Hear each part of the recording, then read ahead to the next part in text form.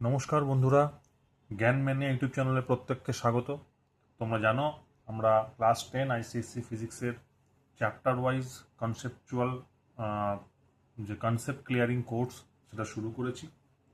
তো অলরেডি আমরা chapter 1 force সেটা আমরা কমপ্লিট করে ফেলেছি। তো আজকে যেটা পড়বো সেটা হচ্ছে সেন্টার অফ গ্র্যাভিটি। এটা চ্যাপ্টার 1-এরই একটা পার্ট।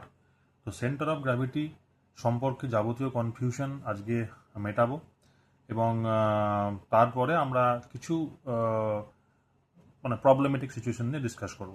তো দেরি না করে চলো আমরা স্টার্ট করি সেন্টার অফ গ্র্যাভিটি। তাহলে ফার্স্ট আমাদের জানতে হবে যে সেন্টার অফ গ্র্যাভিটি কাকে বলে, তাই তো? তাহলে আমি ধরো একটা এরকম বস্তু আছে, ঠিক আছে? এবারে এই বস্তুটার ধরো there are many points inside the object, তাই তো? প্রত্যেকের আলাদা আলাদা মাস, ধরো এর মাস হচ্ছে M1, এর মাস M2, এর মাস M3 করে ডিফারেন্ট ডিফারেন্ট মাস এদের আছে। তাহলে মাস থাকলে কি হবে, তাদের একটা ওয়েট থাকবে। এর ধরো W1, এর ধরো W2, এরম করে ধরো, এর ধরো W3, ঠিক আছে, এর ধরো W4, ঠিক আছে। এইভাবে কিন্তু প্রত্যেকেরই আলাদা আলাদা ওয়েট থাকবে। W1 হচ্ছে ওয়েট, 1 নম্বর পার্টিকেলটা W1, 2 নম্বরটা W2, 3 নম্বরটা W3, 4 নম্বর W4, এইভাবে আমি ধরলাম WN, nth particle, n number of পার্টিকেলসের জন্য WN হবে। এখন প্রশ্ন হলো সেন্টার অফ গ্র্যাভিটি কি? সেন্টার অফ গ্র্যাভিটি হচ্ছে এই বডিটার আমি এমন একটা পয়েন্ট ধরব যে পয়েন্টের রেসপেক্টে এই সমস্ত ফোর্সগুলোর resultant moment of force zero হবে। ব্যাপারটা কীরকম? ধরো আমি ধরলাম যে এই একটা বডিটা, এর একটা পয়েন্ট ধরলাম। এবার এই পয়েন্টে এই প্রত্যেকটা ওয়েট মানে তো ফোর্স, ডাব্লিউ তো mg, m ইন্টু এটা ফোর্স, মাস ইন্টু অ্যাক্সেলারেশন। তাহলে এই যে আমার ফোর্সগুলো থাকছে, এই ফোর্সগুলোর কিন্তু এই পয়েন্টের রেসপেক্টে কত বলো, এটা যদি ডিস্টেন্সটা d1 হয় তাহলে W1-এর জন্য কত টর্ক হবে, মানে কত মোমেন্ট অফ ফোর্স হবে? মোমেন্ট অফ ফোর্সটা হবে W1d1। মানে আমি জানি যে কি হয়, ফোর্স ইন্টু তাদের মধ্যে ডিস্টেন্স। ডিস্টেন্স মানে হচ্ছে এই পাইভট পয়েন্টটা, মানে পাইভটিং যে পয়েন্টটাতে পাইভট করা আছে সেই পয়েন্টটা, এবং পয়েন্ট অফ অ্যাকশন সেই পয়েন্টের মধ্যে যে ডিস্টেন্স d1। তাহলে এইটা একটা W1d1 হলো। একইভাবে W2 এর জন্য কত হবে বলো, W2d2, ঠিক আছে, এইভাবে হবে। তাহলে এরপরে কত হবে, W3d3, এরম করে কিন্তু plus W4d4 plus dot WN/DN। এই যে টোটাল যে আমার মোমেন্ট অফ ফোর্সটা বেরোলো, এইটা কিন্তু জিরো হবে। বুঝা গেছে? তাহলে আমি কি বললাম, যে পয়েন্টের রেসপেক্টে এইটা জিরো হচ্ছে, রেজাল্ট্যান্ট মোমেন্ট অফ ফোর্সটা যে পয়েন্টের রেসপেক্টে জিরো হচ্ছে, সেই পয়েন্টটাকে আমি বলবো সেন্টার অফ গ্র্যাভিটি, ঠিক আছে? তাহলে সেন্টার অফ গ্র্যাভিটি হচ্ছে সেই পয়েন্টটা যে পয়েন্টের রেসপেক্টে সমস্ত যে মোমেন্ট অফ ফোর্সগুলো রয়েছে, সেই মোমেন্ট অফ ফোর্সগুলো কিন্তু আমার জিরো হচ্ছে, ঠিক আছে? তো সেটাকে আমি বলবো মোমেন্ট অফ, সেই পয়েন্টটাকে বলবো আমরা সেন্টার অফ গ্র্যাভিটি। তো এবার সেন্টার অফ গ্র্যাভিটি কিন্তু তাহলে আমি বলতে পারলাম কি না, যে পয়েন্টের রেসপেক্টে বাকি যে ওয়েটগুলো রয়েছে সেই ওয়েটগুলোর রেজাল্টেন্ট মোমেন্ট অফ ফোর্স। এবার তুমি বলো যে resultant moment of force sir কেন জিরো হচ্ছে, সবই তো প্লাস রয়েছে এখানে। না, প্লাস তো রয়েছে, ঠিক আছে, কিন্তু দেখো এই পয়েন্টের রেসপেক্টে কিছু মোমেন্টগুলো দেখো অ্যান্টি ক্লক ওয়াইজ, হ্যাঁ, আবার কিছুগুলো দেখো ক্লক ওয়াইজ। তাহলে আমি যদি একটাকে প্লাস ধরি, অন্যটাকে মাইনাস ধরবো, তাহলে কিন্তু রেজাল্টেন্ট মোমেন্টটা দেখো জিরো হচ্ছে।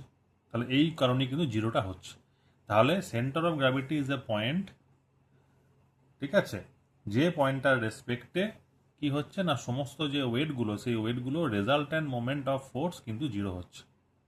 এইবার সেন্টার অফ গ্র্যাভিটি সেইটা কি মানে বডির মধ্যেই থাকতে হবে এরকম কিন্তু কোনো মানে নেই। সেন্টার অফ গ্র্যাভিটিকে কিন্তু সেই পয়েন্টটা কিন্তু বডিটার বাইরেও থাকতে পারে। কীরকম ব্যাপারটা, ধরো তুমি একটা সার্কেল নিলে, সার্কেলের সেন্টার অফ গ্র্যাভিটি কোথায় হবে? এর সেন্টারে। দেখো এই সেন্টারটা কিন্তু সার্কেলের যে বডি, সেই বডিটার বাইরে, মানে সেন্টারে কিন্তু এখানটা তো মাঝখানে তো ফাঁকা, তার মানে সেন্টার থেকে মাঝখানে রয়েছে, মানে বডিটার বাইরে রয়েছে।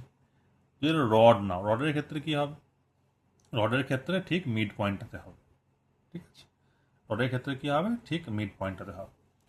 তুমি যেটা সিলিন্ডার নাও, সিলিন্ডারের ক্ষেত্রেও কিন্তু যেটা হলো সিলিন্ডারই হোক বা আমার ভর্তিই হোক, মানে হলোই হোক আর হলো নাই হোক, সেইটা ক্ষেত্রে কিন্তু এই যে মাঝখানের পয়েন্ট সেইখানে কিন্তু ওর সেন্টার অফ গ্র্যাভিটিটা হবে। ঠিক আছে, যদি আমি একটা ট্রায়াঙ্গুলার ল্যামিনা নিই, তাহলে এর কিন্তু যে তিনটে মধ্যমা রয়েছে, এই তিনটে মধ্যমার কিন্তু যে ইন্টারসেকশন পয়েন্ট, সেইটা হচ্ছে ওর সেন্টার অফ গ্র্যাভিটি।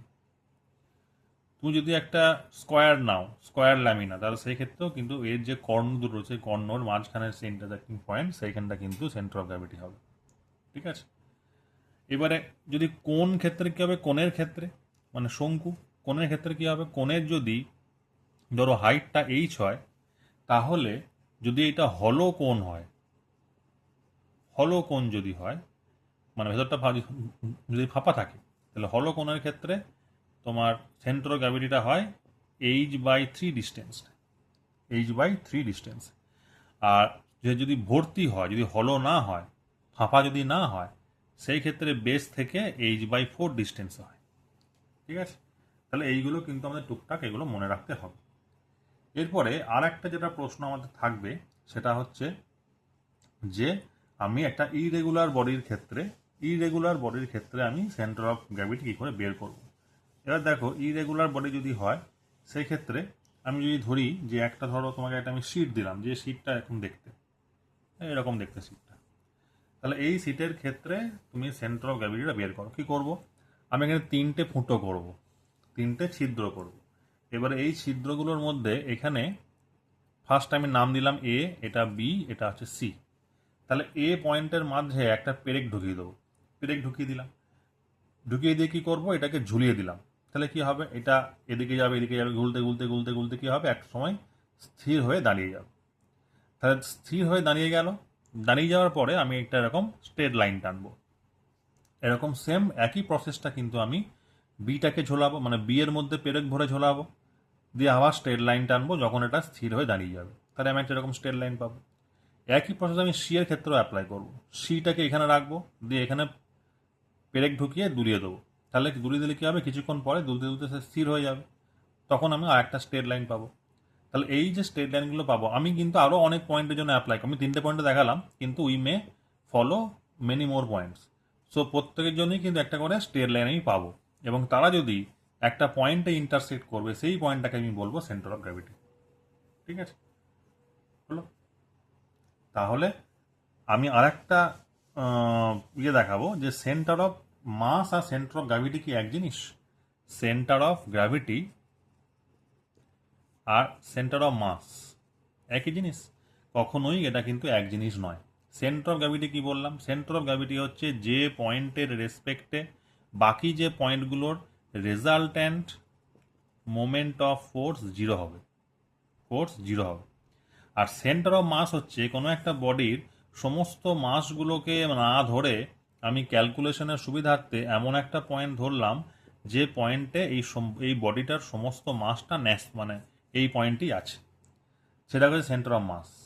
তাহলে সেন্টার অফ গ্র্যাভিটি কিন্তু রেজাল্ট্যান্ট ফোর্স যে পয়েন্টের রেসপেক্টে zero, that is centre of gravity. আর আমি একটা বডির পুরো মাসটাকে যে পয়েন্টে ঝুলে আছে বা যে পয়েন্টে রয়েছে বলে ধরে নিচ্ছি, that is centre of mass.